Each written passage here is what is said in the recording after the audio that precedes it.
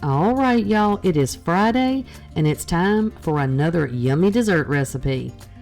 So we're making pecan tassies, but we're going to talk about that name here in a minute. So starting out, we are going to make the cookie part of this recipe. Now go ahead and get your oven preheated to 375, and then we're going to mix together a half a cup of softened butter and 3 ounces of softened cream cheese. Now that's going to be just a little bit less than half of a block of cream cheese. And y'all, I actually remembered to sit this out this time and let it get soft. Aren't y'all proud of me? But then I started mixing it in the bowl because y'all know I'm about half crazy, and I wasn't thinking I'm gonna have to add all this flour in here in a minute. So I actually do have to get the hand mixer out. And so y'all know I got flour and dough everywhere, but that's okay. But look, y'all, the name of these things is Pecan Tassies. Now, have y'all ever heard of that? I was trying to find a good pecan something recipe so I could make it for y'all.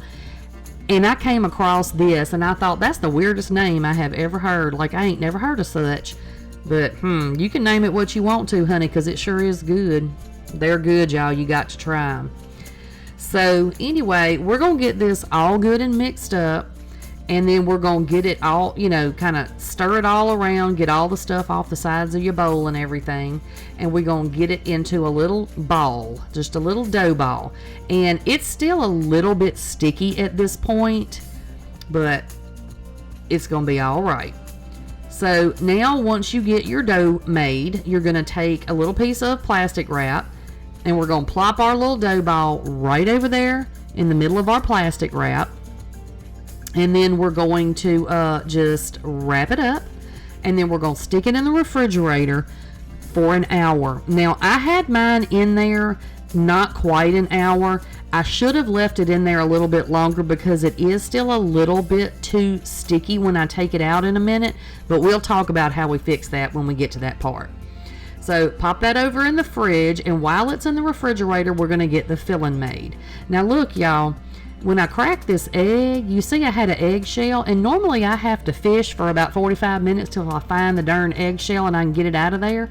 But then I saw somewhere that if you use the eggshell to get the other piece of eggshell out, that it works. And y'all, it certainly did. Did y'all see how fast I got that little piece of eggshell out of there?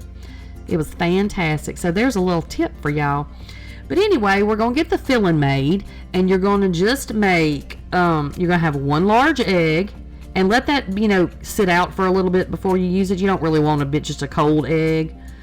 And then 3/4 of a cup of brown sugar, and we're going to get that mixed up real good. And then we're going to add a tablespoon of softened butter. And I did forget to soften this part, y'all, so I had to pop it in the microwave for about 3 seconds. So it's a little runny, but you know what? It don't matter. So we're going to mix that up real good. And then we're going to add to that a teaspoon of vanilla. And y'all already know I'm not fixing to measure this vanilla. I'm just going to plop it over in there. It'll be fine. Measure yours if you want to, though, now. And then we're going to add a dash of salt. Now, I don't know what a dash of salt is.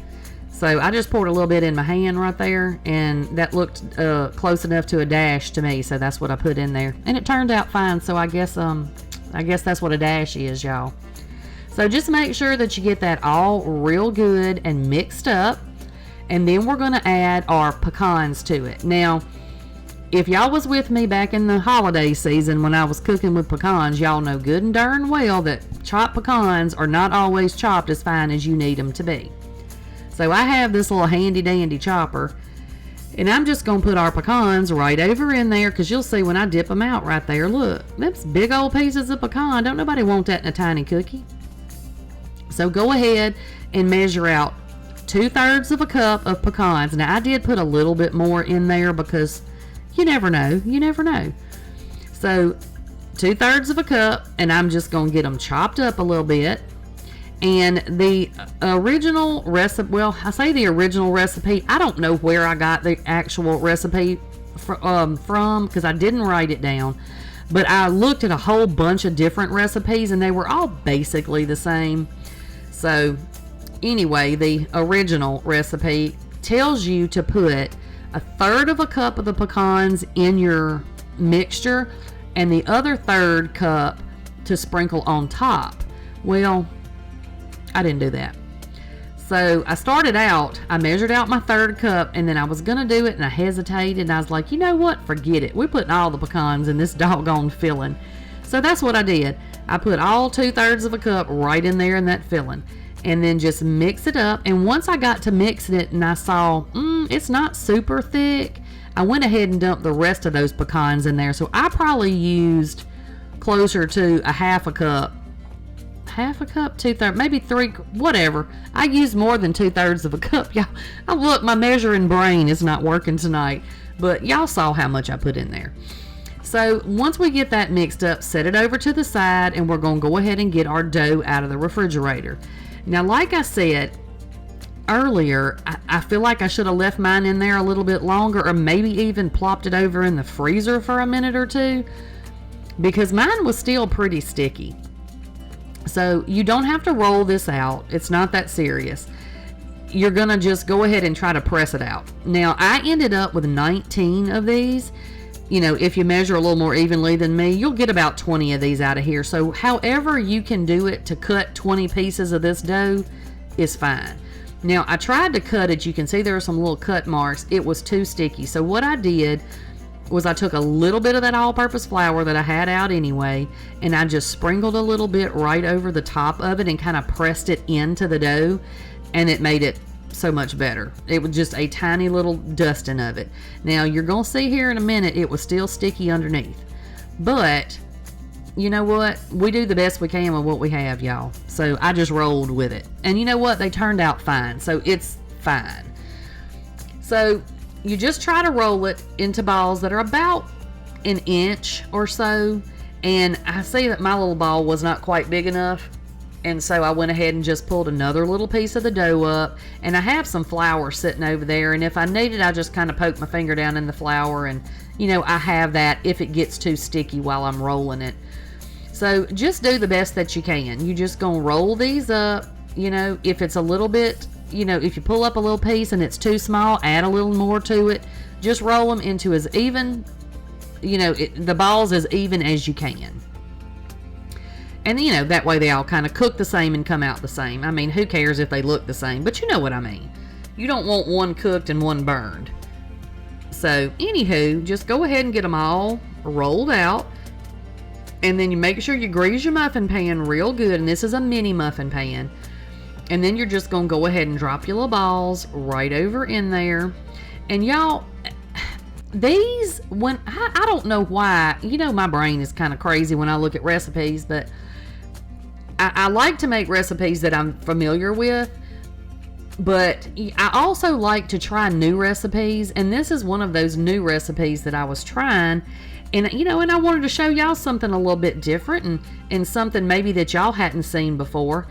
And so I thought when I started making it, though, I was like, oh, this sounds awful lot like pecan pie. And y'all, I'm not a fan of pecan pie. Now, I love pecans and I love pie, but I don't love pecan pie. I feel like it's way too sweet. It's just so like overly sweet that I've just never liked it. So I started getting a little nervous about this, and I was like, man, if these turn out tasting like pecan pie, my kids are going to love them. But I am not going to like these at all. And so, like I said, I was a little nervous. But, you know, I don't know if I mentioned it or not, or if you paid attention, when we made the dough, there's nothing sweet in this dough at all. So the cookie part that's in the pan right now, that's not sweet. Not sweet at all. But the filling is sweet. So it really balances it out. And these are not overly sweet at all. These are delicious. So if you like pecan pie, you're really gonna love these. And even if you maybe like the things that go in pecan pie, but you're like me and you feel like pecan pie is way too sweet, try these. Because while they are sweet, I mean, it's, you know, brown sugar and stuff like that, they're not overly sweet like you would think they would be. They are so good, y'all. You have to give these a try if you even remotely like the ingredients that are in here. So once we get all of our filling into our little cups, we're going to pop these in the oven for about 15-20 minutes. Mine was probably closer to 15 minutes. And if you have some that cook over like some of mine did, just take a butter knife and kind of go around the edges, because you know that brown sugar it gets kind of hard on there, and you'll feel like you're not going to be able to get it out. But if you just kind of crack that brown sugar, they'll pop right out of the pan. Y'all, these are so dang good. My son had come over to eat dinner the night that I made these, and he was like, Mama, do you have to give Brittany any? That's my daughter. Do you have to give her some? Because can't I just take all these home?